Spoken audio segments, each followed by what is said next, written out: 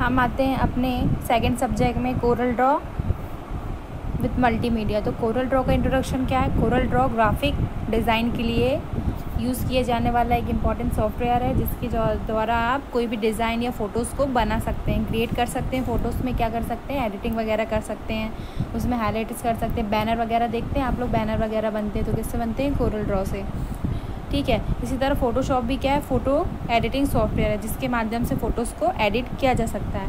Photoshop photo में editing pixel में करता है, जिसकी फ़ोटो की क्वालिटी एक लिमिटेशन में होती है। अगर फ़ोटो को जूम करके देखते हैं तो पिक्सल क्या होते हैं? आपके फटने लगते हैं। अगर आप किसी फ़ोटो को कोरल ड्रॉ के माध्यम से एडिटिंग करते हो तो आप फ़ोटो को जूम करके देखते हैं तो वो पिक्सल जो होते हैं वो पूरे क्लियर होते हैं। कोरल ड्रॉ का यूज़ हम क्यों करते हैं? कोरल ड्रॉ एक डिज़ाइनिंग प्रोफेशनल इमेज बनाने वाला क्या है? सॉफ्टवेयर है, जो लोगों को cartoon, visiting card, invitation card, magazine, advertise design, छोटे पोस्टर से लेके बड़े पोस्टर, वेबसाइट इत्यादि डिज़ाइन करने के लिए यूज़ किया जाता है। तो मैंने पहले बताया था आपको कि बैनर वगैरह यदि हमें बनाना है तो क्लियरिटी के लिए कोरल ड्रॉ का यूज़ किया जाता है। इसके यूजेस के क्या फ़ायदे हैं? तो अन्य सॉफ्टवेयर बिटमैप इमेज के आधार पर कार्य करते हैं, लेकिन बिटमैप इमेज की पिक्सल की सहायता से बनाया जाता है। हज़ारों पिक्सल मिलकर एक इमेज को बनाते हैं। इमेज को जूम करके देखने पर उसकी रेजोल्यूशन में चेंजेस आ जाते हैं। आप कोई नॉर्मल मोबाइल वगैरह की अभी यदि आप चाहे 48 मेगापिक्सल हो, चाहे कोई भी, यदि आप जूम करके देखते हो तो थोड़ा सा ब्लर होता है, पिक्सल क्या होते हैं? क्लियरिटी नहीं देता है। लेकिन हमारा जो कोरल ड्रॉ होता है, कोरल ड्रॉ में आपके पिक्सल क्या होते हैं? जूम करने पर भी उसमें कोई चेंजेस नहीं आते, जूम करने पर भी क्लियरिटी वो देता है। जैसे कि हम एक देख सकते हैं रास्टर और वेक्टर VSE यहाँ पे लिखा हुआ, लेकिन जूम करने पे देखिए इसकी क्लियरिटी क्या हो रही है? पिक्सल आपकी फट रही है, लेकिन इसमें आपके पिक्सल नहीं फट रहे हैं। क्यों? क्योंकि ये कोरल ड्रॉ की तरह तैयार किया गया है। तो इस तरह कोरल ड्रॉ ग्राफिक डिज़ाइन के लिए एक अच्छा सॉफ्टवेयर है। फिर कोरल ड्रॉ के विंडो में आ जाते हैं। ये दिख रहे हैं कोरल ड्रॉ के विंडोज़। ठीक है, ये क्या है? फर्स्ट आपका मेन्यू बार होता है, सेकंड आपका क्या है? Tool bar, title bar, property bar, ruler, tool box, dockers क्या है हम यूजेस करते हैं। फिर उसके बाद ड्राइंग विंडो, जहाँ पे हम सारी क्रिएशन वगैरह करते हैं। डॉक्यूमेंट नेविगेशन में यहाँ शो होता है। फिर उसके बाद स्टेटस बार यहाँ शो होता है। फिर है आपका नेविगेटर, और यहाँ पे आपको दे रहा है कलर पैलेट। यहाँ पे आप क्या कलर वगैरह चेंजेस कर सकते हो।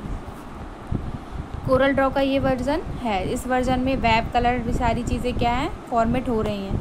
फिर आपका general information about Corel Draw, तो क्या होता है? क्रॉस हेयर मेन्यू बार दिखता है इसमें, ड्राइंग पेज दिखता है, हॉरिजॉन्टल रूल दिखता है, कोरल ड्रॉ के रीस्टोर दिखते हैं, title bar, status bar, minimise, close button, drawing file के लिए रीस्टोर, मिनीमाइज और close button, colour palette, navigation window, सारी चीज़ें आपकी किस में शो होती हैं? कोरल ड्रॉ में। ये इसकी क्या है? प्रेजेंटिंग विंडो है।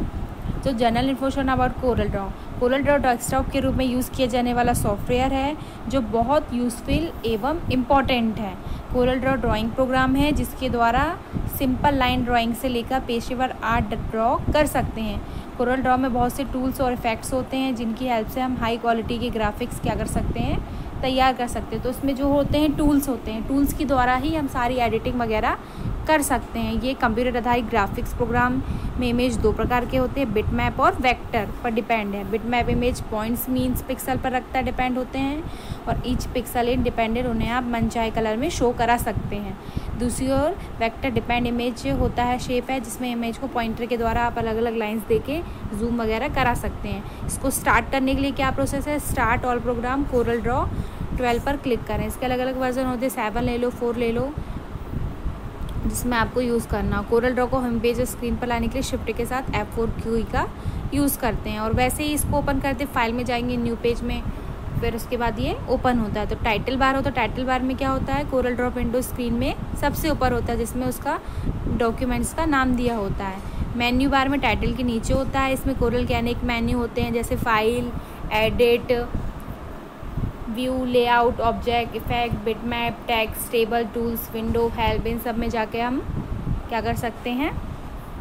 चेंजेस कर सकते हैं। फिर standard tool bar, formatting tool bar तो आप लोग जानते ही हो। फिर प्रॉपर्टी टूल बार होता है, रूलर्स होते हैं, रूलर को हम सेट कर सकते हैं। जिस प्रकार आप विजिटिंग कार्ड यदि बनाना चाहते हो तो उसकी साइजिंग वगैरह थोड़ी सी चेंज होती है, तो हम इसका यूज़ कर सकते हैं। फिर यूजिंग 0 पॉइंट का भी यूज़ हम इसमें कर सकते हैं। रूलर गाइडेंस का भी यूज़ कर सकते हैं। कलर पैलेट में हम चाहें तो कलर चेंजेस कर सकते हैं। 3D HD जैसे भी हमें देना है तो हम कलर पैलेट में जाके कलर की एडिटिंग कर सकते हैं। स्क्रॉल बार से ऊपर नीचे करने के लिए यूज़ होता है, ये तो पता है ना आप लोगों को। फिर ड्राइंग सेक्शन में क्या करते हैं हम, ड्राइंग के प्रिंट को करने के लिए Ctrl P का प्रेस कर सकते हैं। Ctrl P से आपका प्रिंट एरिया सिलेक्शन के लिए प्रिंट प्रीव्यू पूछेगा और वहाँ से हम क्या कर सकते हैं, प्रिंट कर सकते हैं। ये आपके टूल बॉक्स दिए अलग अलग।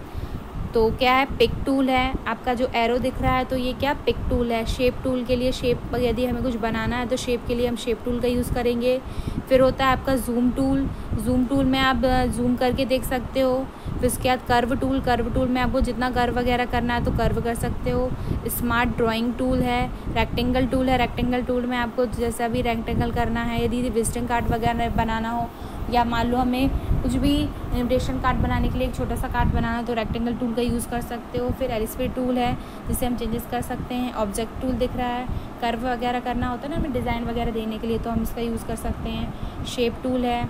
टेक्स्ट टूल के द्वारा हम क्या कर सकते हैं, हमें यदि हम कुछ बना रहे हो उसमें ज़रूरी ही है कि हम कुछ लिखना चाहें उसको इंट्रो करने के लिए तो हम टेक्स्ट टूल का यूज़ करते हैं। फिर इंटरेक्टिव टूल है जिसमें हम और जैसे मान लो हम उसको हाईलाइट्स करने के लिए अलग टाइप से देना चाहते हैं तो इसका यूज़ कर सकते हैं। फिर आई टॉपर टूल्स है।